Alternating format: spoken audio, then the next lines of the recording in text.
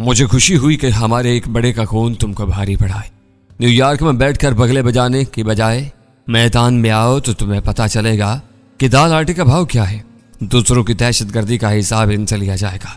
गनीमत है कि इन धमाकों को तुमने अपना कारनामा करार नहीं दिया। हम दूसरों के शिकार पर जूता रखकर दिलेरी का ऐलान करने के कायल नहीं है। वो जहरीला है जो मैं कह रहा था। अपना शिकार खुद खेलते हैं। आने वाला हफ्ते का दिन तुम्हारे एक बिजली घर की तबाही का पैगाम लाएगा, और जो तबाही हमारी तरफ से आएगी हो सके तो इसे रोकने की कोशिश कर लेना। हफ्ता हमारे लिए मुकद्दस दिन होता है।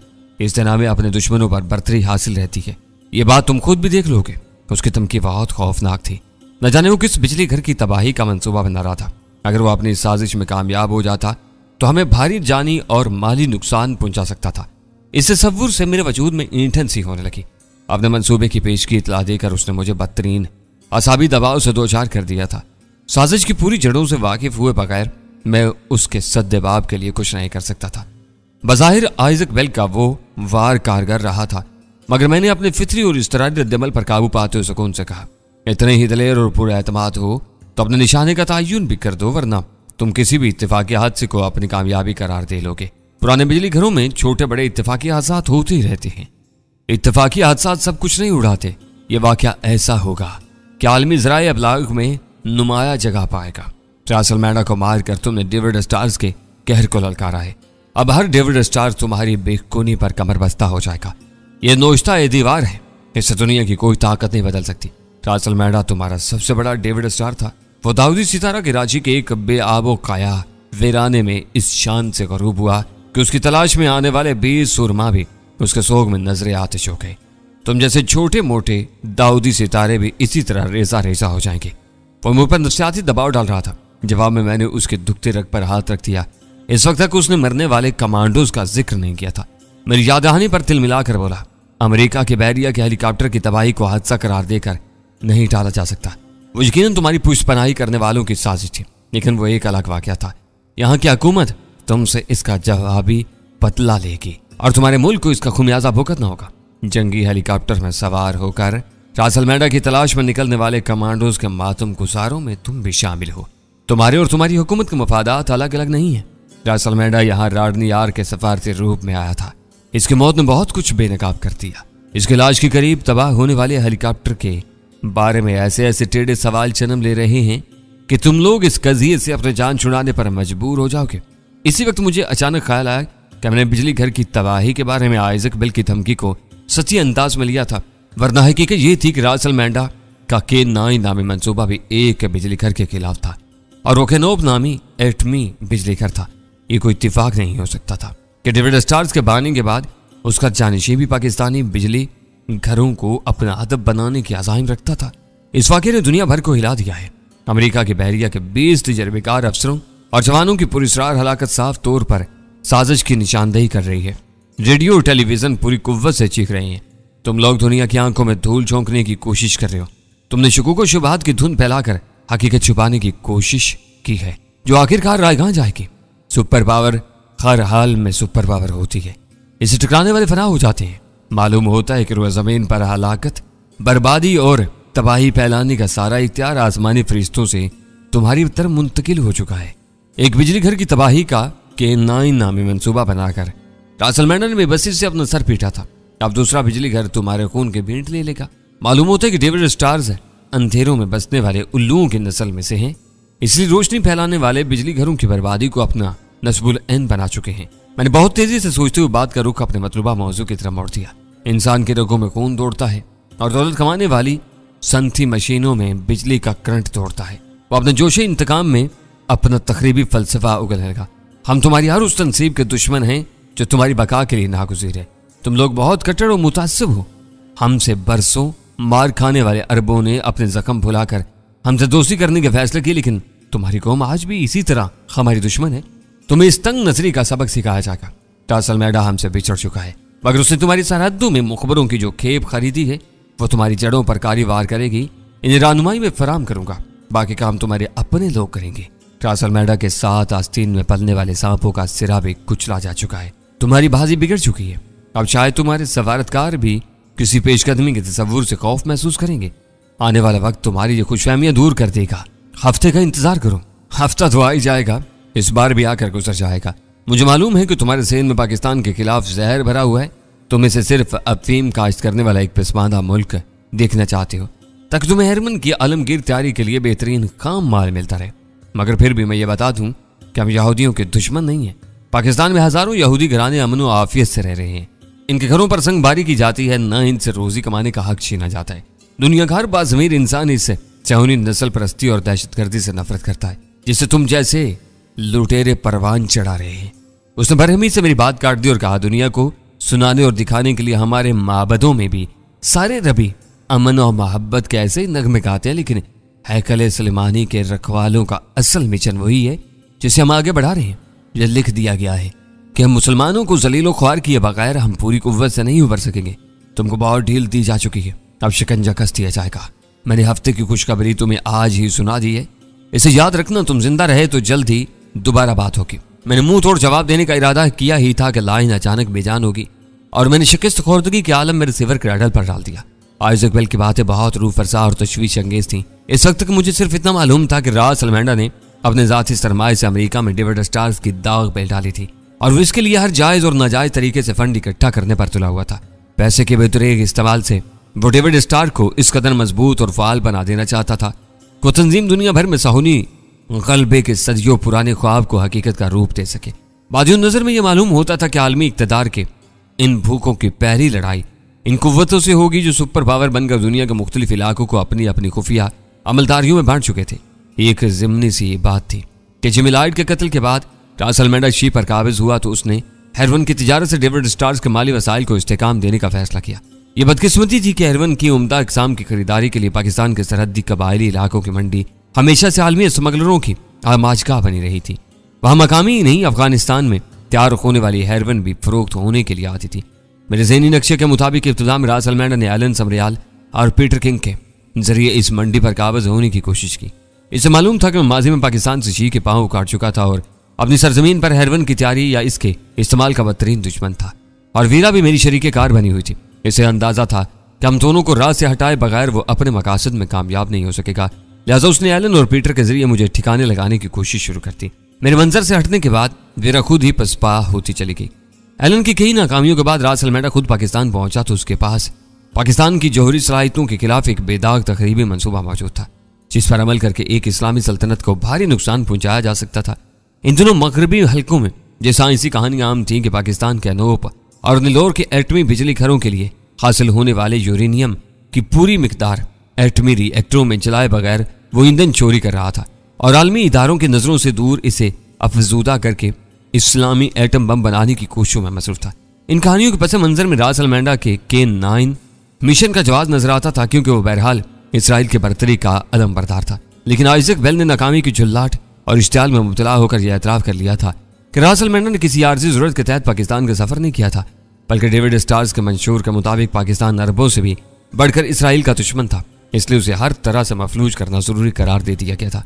वाज़ेह अल्फाज में पाकिस्तान को डेविड स्टार्स ने अपना सबसे बड़ा दुश्मन ठहराया था और रास अल्मेंडा यकीनन तबाहकुन अज़ाइम लेकर पाकिस्तान आया था। हेरोइन की मंडी पर कब्जा करने के साथ साथ वो पाकिस्तान को नाकाबिले तलाफी नुकसान पहुंचाने का ख्वाहिशमंद था। आइजक बेल की तरफ से हफ्ते के रोज किसी बड़े बिजली घर की तबाही का ऐलान बहुत परेशान कुन था, मगर मेरी नजरों में उसका ये इंकशाफ ज्यादा अहम था कि रास अल्मेंडा ने पाकिस्तान में बहुत से मुखबर खरीदे हुए थे। इस बारे में मेरी जुमला मालूमात प्रिंस आगा तक महदूद थी। वो कराची की जेर जमीन दुनिया का वाकई एक नामवर शख्स था, जो एक इशारे पर उजर थी कातलों से लेकर मामूली मुजरमों तक को अपने गिरद जमा कर सकता था और वो रास अल्मेंडा के लिए काम कर रहा था। ये रास अल्मेंडा और सागा की बदकिस्मती थी कि बोलते हुए सागा के कानों की गैर मामूली अमूदी हरकत की बिना पर उसे पहचान लिया गया। शायद वो मेरे हाथों अपने अंजाम को पहुंचता, लेकिन कुदरत को कुछ और मंजूर था। उसकी महबूबा की चलाई हुई गोली मेरे सीने की बजाय सागा की रीढ़ के हड्डी में पवस्त होगी और आखिरकार हुसनी जैसे मर्द नुमा जनाने की आगोश में दम तोड़ गया। हो सकता है कि रास अल्मेंडा ने सागा के जरिए दूसरे लोगों से भी काम लिया हो, लेकिन राब्ते की दरमियानी कड़ी टूट जाने के बाद वो शेराजा बिखर गया था। मुझे तवक्का नहीं थी कि रास अल्मेंडा की मौत के बाद मकामी आबादी में कोई ऐसा फर्द बाकी रहा हो जो उसके मिशन को आगे बढ़ा सके। दूर दराज की कड़ियां मिलाने पर गफूर भट्टी और हाजी तिलमुराद का नाम कदरे मुश्तबा नजर आता था। वो सागा के वहां पर राजन और विक्रम को बम्बई से गैर कानूनी तौर पर नीलोर नामी समंदरी घाट तक लाए थे, लेकिन वो बात और साख वाले मुजरिम थे जो अपने खुद साख्ता असूलों के मुताबिक अपनी लाइन का काम करते थे। इससे इन्हिराफ करके मुआवजे पर किसी और के लिए काम करना शायद कसरे शान समझते थे। इनके बारे में ये सोचा भी नहीं जा सकता था कि वो रास अलमेडा के लिए मुखबरी का काम कर रहे होंगे। मैंने मैदान अमल में उतरे हुए किरदारों के बारे में एक बार फिर गौर किया, लेकिन मुझे किसी मुश्तबा मकामी का नाम याद नहीं आ सका।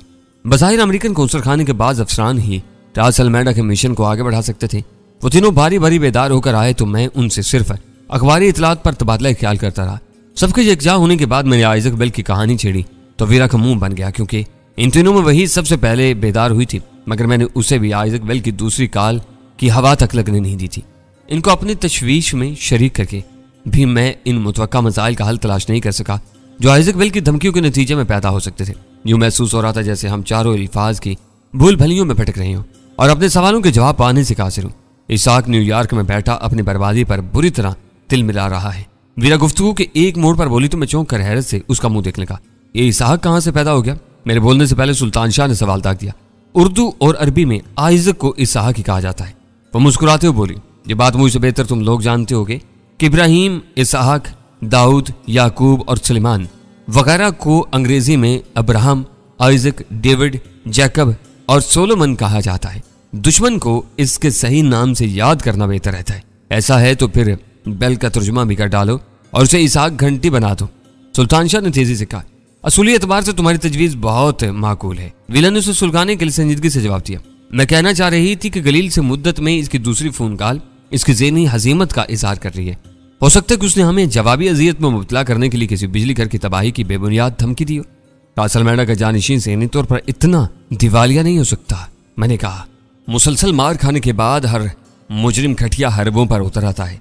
डिविड स्टार्स इस असूल से मुस्तस्ना नहीं समझे जा सकते। अब वो हमें दुड़ा कर हल्कान करना चाह रहा है। हमें फिलहाल इसकी धमकी को भूल जाना चाहिए। वीरा अपने मुवक्कफ पर इसरार करते हुए बोले, मैं इसे हमाकत समझता हूँ। ये खोखली धमकी होती तो आने वाले हफ्ते के दिन का तयन न करता, ताकि हम गैर मुइना मुद्दत तक खौफ और बेयकीनी में मुब्तला रहें। दिन बताकर उसने अपने आज़ाइम की संगीनी वाज़े कर दी है। इसी वक्त अव्वल खान लौट आया। उसके पास कमांडर सईद के मुसव्वरों के बनाए हुए खाके मौजूद थे, जबकि हमारे पास उसके लिए इसहाक के फोन की खबर मौजूद थी। इसहाक की धमकी पर उसका रद्दअमल मुझसे मुख्तलिफ नहीं था। वो बेबसी से उसे बुरा भला क्या कर रह गया। गजाला उसके लाए हुए खाके देखने लगी। अव्वल खान को बहुत ज्यादा मुस्तरिब देखकर वीरा ने सोचते हुए कहा, अगर तुम लोग आइजक या इसहाक की धमकी को इसी कदर अहमियत दे रहे हो तो फिर मैं एहतियाती तदाबीर के सिलसिले में अहम मशवरे भी दे सकती हूँ। बड़े बिजली घरों के बारे में मुझे कुछ बातें मालूम हैं जो तुम्हारे लिए कारआमद साबित हो सकती हैं। किसी बम से तबाही फैलाने के लिए बिजली घर की कारकर्दगी या साख से वाकिफ होना जरूरी नहीं होता। अव्वल खान ने उसकी बात को अहमियत दिए बगैर कहा, बम एक चट्टान से लेकर आबादी तक हर चीज को उड़ा सकता है। मैं यही बताना चाह रही हूँ, वीरा ने कहा। बिजली घर में धमाका करने के लिए जरूरी नहीं कि वहां बम या डायनामाइट ही लगाया जाए। ये कार्रवाई अंदर से भी रुनमा हो सकती है। मैं बज़ाहिर खाकों को देखने में मसरूफ हो गया था, मगर मेरे कान इन दोनों की बातों पर लगे हुए थे। तफसील बता दो। अव्वल खान भी दिली से कह रहा था, मुमकिन हुआ तो इनके इम्कानात को भी हिफाजती तदाबीर में शामिल कर लिया जाएगा। अभी हफ्ता आने में कई दिन बाकी हैं, शायद हम तबाही को टालने में कामयाब हो सके। एटमी बिजली घर अपनी जगह पर एक कंट्रोल किया हुआ एटम बम भी होता है, जिसके काबू से बाहर होने के इम्कानात कम होते हैं। रिएक्टर और बॉयलर भाप बनाने के लिए सिर्फ हरारत पैदा करते हैं। कहीं ये भाप टरबाइन चलाती है और कहीं बंद से खारिज होने वाला पानी जबरदस्त बहाव से टरबाइन चलाता है। इनसे आगे बड़े जनरेटर होते हैं जो बिजली पैदा करते हैं। मेरी मालूमात के मुताबिक हर बड़े जनरेटर को अंदर से ठंडा रखने के लिए हाइड्रोजन गैस इस्तेमाल की जाती है। वो कहीं से भी लीक हो जाए तो होलनाक धमाके से आग पकड़कर सब कुछ भस्म कर सकती है। दीगर हिस्सों के मुकाबले में ये किसी भी बिजली घर का अहम निजाम होता है, जिसमें मामूली सी गड़बड़ से बहुत बड़ी तबाही नाज़िल हो सकती है। अगर बिजली घरों की इंतजामिया को खबरदार कर दिया जाए तो अंदर से किसी तकरीबी कार्रवाई का इम्कान खत्म किया जा सकता है। ये सिस्टम इसी कदर अहम है तो इसी तरह इसकी देखभाल भी होती होगी। मेरी कोशिश होगी कि इस पर अब दोहरी निगरानी शुरू करा दी जाए। कराची से मालाखंड तक छोटे और बड़े बिजली घरों का एक जाल फैला हुआ है। पता नहीं वो खबीज किधर का रुख करेंगे। STF अपने तौर पर इतनी बड़ी जिम्मेदारी नहीं संभाल सकती। ये काम इस्लामाबाद में पानी और बिजली की वजारत से ही हो सकेगा। मैं तुमसे 100% मुत्तफिक हूँ, मैंने उन दोनों की गुफ्तगू में दखल देते हुए कहा। यह बताओ कि राजन और विक्रम के खाके मिल जाने के बाद अब तुम क्या कर रहे हो? इब्तिदा मायूस कुन है। अव्वल खान गहरा सांस लेकर कहा, मैं होटल के मैनेजर से मिलता हुआ आया हूँ। उस राजदारी की हदायत के साथ रूम सर्विस स्टाफ को तलब किया था, मगर ये खाके उन सब के लिए अजनबी साबित हुए। रस्मी कार्रवाई के लिए मेरे 2 आदमी इस वक्त भी इन खाकों की तस्वीर के साथ होटल में मामूर हैं और पूरी राजदारी के साथ वहां ठहरे हुए लोगों को चेक कर रहे हैं। क्या ये खाके गफूर भट्टी को दिखा लिए गए हैं? मैंने खाके मेज पर डालकर पूछा। वो कमांडर सईद के मुसफ्फरों के साथ कई घंटे मसरूफ रहा है। उसने इब्तिदाई खाकों में मुतअद्दिद तब्दीलियां बताई थी। इसके मुतमईन होने के बाद ही कमांडर सईद ने यह खाके मेरे हवाले किए। क्या इसे यकीन है कि इसकी यादाश्त पूरी तरह इसका साथ दे रही है? मैंने पुरख्याल लहजे में सवाल किया। इससे मेरी मुलाकात नहीं हुई, मगर कमांडर सईद का यही कहना है कि गफूर भट्टी ने खुदोखाल की सारी जज्बियात पर पूरी तवज्जो देकर तब्दीलियां करवाई हैं। इसकी यादाश्त साथ न देती तो इतने झमेले में पड़ने के बजाय इब्तिदाई खाकों पर ही इत्मीनान जाहिर करके गुलू खुलासी हासिल कर सकता था। तुम बुरी खबर लाए हो, मैंने मायूसी से कहा। मैं आस लगाए बैठा था कि खाका मुकम्मल होते ही राह के दोनों एजेंट हमारी गिरफ्त में आ जाएंगे, लेकिन ये कोशिश रायगां जाती नजर आ रही है। इनके बारे में हम एक मरतबा फिर अंधेरे में हैं। वीरा इन खाकों को देखकर बोली, अब एक ही सूरत बाकी रह जाती है कि अखबारात में और टेलीविजन पर इन तस्वीरों की तशहीर की जाए ताकि वो दोनों बुखला कर यहाँ से फरार हो जाएं। जब तक वो यहाँ मौजूद हैं हमारे सरों पर भयानक नादीदा खतरात मंडलाते रहेंगे। नहीं, इस वक्त हम यह आखिरी तरीका इस्तेमाल नहीं करेंगे। मैंने अव्वल खान के चेहरे पर नजरें जमा कर फैसला कुन लहजे में कहा। मुझे महसूस हो रहा है कि हमारे साथ कहीं ना कहीं कोई गड़बड़ हुई है। नादिया ने साफ बताया कि सागा ने अपने दोनों अजनबी मेहमानों को खातर मदारत के बाद सदर के उस होटल में पहुंचाया था। फिर क्या वजह है कि होटल का अमला अब इन दोनों के खाके पहचानने से इनकार कर रहा है, जबकि गफूर भट्टी ने इन खाकों को मुकम्मल कराने के लिए पूरा ताउन किया। सुल्तान शाह ने टुकड़ा लगाया। गफूर भट्टी इनकी शिनाख्त के लिए हरफ आखिर नहीं है। इसे इन दोनों को वीरान समंदरी घाट पर जरा सी देर के लिए सरसरी नजरों से देखा था। नादिया ने घंटों इनकी मेजबानी की है। मेरे नजदीक इसकी तस्दीक बहुत जरूरी है। मैं चाहता हूं कि अब ये खाके नादिया को दिखाए जाए। तुम ठीक कह रहे हो। अव्वल खान फौरन ही बोल पड़ा। हो सकता है कि गफूर भट्टी कुछ जरूरी तफसीलात भूल रहा हो। नादिया ऐसी खामियों की निशानदेही कर सकती है। इस मरतबा मैं भी तुम्हारे साथ चलूंगा, मैंने मानी खेज मुस्कुराहट के साथ कहा। अव्वल खान मेरी इस पेशकश पर खुश हो गया। इस जैसी मूज और लड़की से तन्हाई में मिलना मुझे भी पसंद नहीं। वो पूरी कोशिश कर रही थी कि अपने नाज़ुन नखरे दिखाकर मुझे अपनी खूबसूरती की तरफ उलझा सके। मैंने कई बार उसे बुरी तरह फटकारा भी, मगर वो आखिर तक बाज नहीं आई। तुख्मे तासीर है। सोबत का असर ऐसे ही मौके के लिए कहा जाता है। सुल्तान शाह ने खिलाफे मामूल मुहावरे की टांग तोड़े बगैर कहा। वो एक मुस्तनद तवाइफजादी है। गहवारे से महफिल तक उसने एक ही सबक सीखा है और हर एक पर उसी को आजमाती होगी। ये बताओ कि वो तुम पर इतनी मेहरबान क्यों हो रही थी? तुम तो उसे एक अलग ही किस्से के बारे में चंद बातें मालूम करने के लिए गए थे। सुल्तान शाह के इस बेतकल्लुफाना सवाल पर अव्वल खान चटपटा कर रह गया। गजाला ने उसकी कैफियत भांप कर सुल्तान शाह को डांटा। चौकी में आकर बाज औकात तुम हद से तजावुज कर जाते हो। तुम्हें एहसास होना चाहिए कि हर एक से तुम वीरा की तरह बात नहीं कर सकते। कोई बात नहीं, अव्वल खान ने खिफत हमें हंसी के साथ कहा। ऐसी बातें सामने ना की जाएं तो पीठ पीछे मौजूद सुखन बनती हैं। मैं इनका बुरा नहीं मानता। ये कहकर वो सुल्तान शाह से मुखातिब हो गया। थाने में एसएचओ और दूसरे अमले ने मुझे जो इज्जत दी, इससे नादिया को यह गलत फहमी होगी कि मैं पुलिस के महकमे का कोई बड़ा अफसर हूं और सादा कपड़ों में उससे पूछगछ के लिए आया हूं। इसे सागा के कत्ल के सिलसिले में अपनी गर्दन फंसती हुई नजर आ रही है। वो चाहती थी कि मैं उसे इस इल्जाम से बचा लूं। इससे बचना चाहिए। वीरा ने संजीदगी से अपना फैसला सादर कर दिया। वो सागा को गोली ना मारती तो डैनी मुश्किलात से दो चार हो सकता था। फिर बाद में हम में से किसी को सागा का खून अपने सर लेना पड़ता। सागा को यह हकीकत जहन्नुम में भी तड़पाती रहेगी कि वो अपनी मुंह बोली महबूबा के लगाए हुए जख्म के नतीजे में मरा था। ये मुंह बोली महबूबा क्या बला होती है, मैं वीरा से पूछे बगैर नहीं रह सका। जहां तक मेरी मालूमात का ताल्लुक है, इसके मुताबिक तुम्हारे मजहब में नामहरमों का आपस में इश्क लड़ाना मना है। ऐसी सूरत में सिर्फ बीवी ही इंसान की महबूबा हो सकती है। पसंद की दूसरी औरतों को सिर्फ मुंह बोली महबूबा ही कहा जा सकता है। जब मुंह बोली बेटी और बहन हो सकती है तो महबूबा क्यों नहीं हो सकती? तुमने विक्रम और राजन के बारे में बहुत अच्छी बात सोची है। अव्वल खान ने नोक झोंक का खात्मा करते हुए कहा। हमें वक्त आया कि बगैर नादिया से मिल लेना चाहिए। वो दोनों होटल में बैठकर हमारा इंतजार नहीं करेंगे और किसी भी वक्त अपना ठिकाना बदल सकते हैं।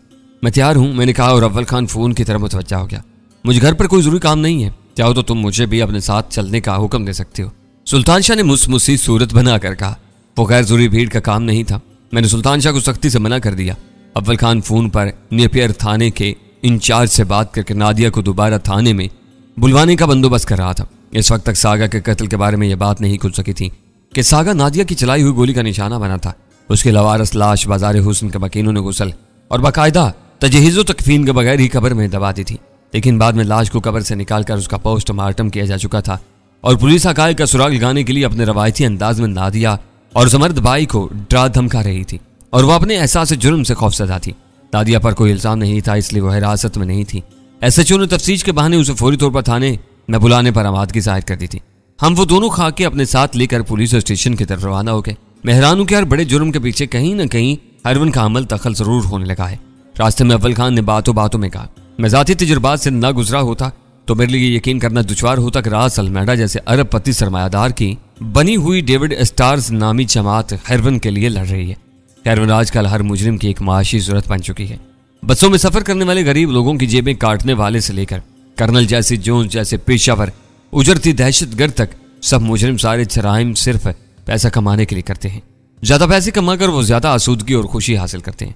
दुनिया भर में सख्त कानूनी पाबंदियों और मुखासमाना मुआशरती रद्दअमल के बावजूद हेरोइन का नशा बहुत तेजी से मकबूल हुआ है और इसमें बहुत पैसा है।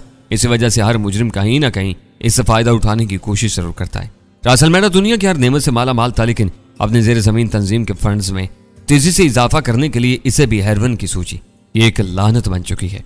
जब तक इनकी तलब खत्म नहीं होगी या फिर इसे सरकारी सतह पर ढील नहीं दी जाएगी, इसकी सैर अंगेज हैसियत खत्म नहीं होगी, दिन ब दिन तरक्की करती रहेगी।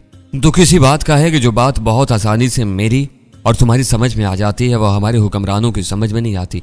हर आने वाला दूसरी कुव्वतों के कंधे पर सवार होकर अपना कद बढ़ाने की कोशिश करता है और मुंह के बल नीचे गिरने से पहले इस खुमार से बाहर नहीं आता। वैसे तुम्हारा नाम अब मुक्तदिर हलकों में गैर मारूफ नहीं रहा है। तुम जानते हो कि माजी में हमारी पुरअमन एटमी सरगर्मियों को जारी रखने के लिए खराब शोहरत रखने वाले चंद अफराद को खुफिया अमरात दी गई और उन्होंने अपने तमाम वादे पूरे करके अपना एक मकाम बना लिया। तुम्हारे हाथ साफ हैं, तुम्हारी असर अंगेज बातें तवज्जो से सुनी जाएगी। मुझे माफ रखो, मैंने हंस कर हाथ छोड़ दिए। सियासत मेरा मैदान नहीं है। मैं बस दुआ कर सकता हूं कि जिन लोगों का ये काम और पेशा है वो अपनी जात के खौल से बाहर निकलकर इसकी नज़ाकतों को समझे, ताकि रास अल्मेडा जैसे साहसी कुत्ते राडनियार के रूप में आकर हमारे सीनों पर मूंग न दल सके। रास अल्मेडा का किस्सा तमाम हुआ। अब तो मुझे राजन और विक्रम की फिक्र है। नादिया से मुलाकात के बाद कोई ना कोई नई राह निकलेगी। मैं अभी मायूस नहीं हूँ। उसने होंठ भींचकर अपनी सारी तवज्जो पुरहजूम ट्रैफिक पर मरकूज कर दी। दराज का आमद खौफ आवर चेहरे और फरबई माइल जिस्म के मालिक SHO ने 5 सिपाहियों की बाबरदीन नफरी के साथ एड़ियां बजाकर हमारा इस्तकबाल किया तो थाने की हदूद में सनसनी फैल गई।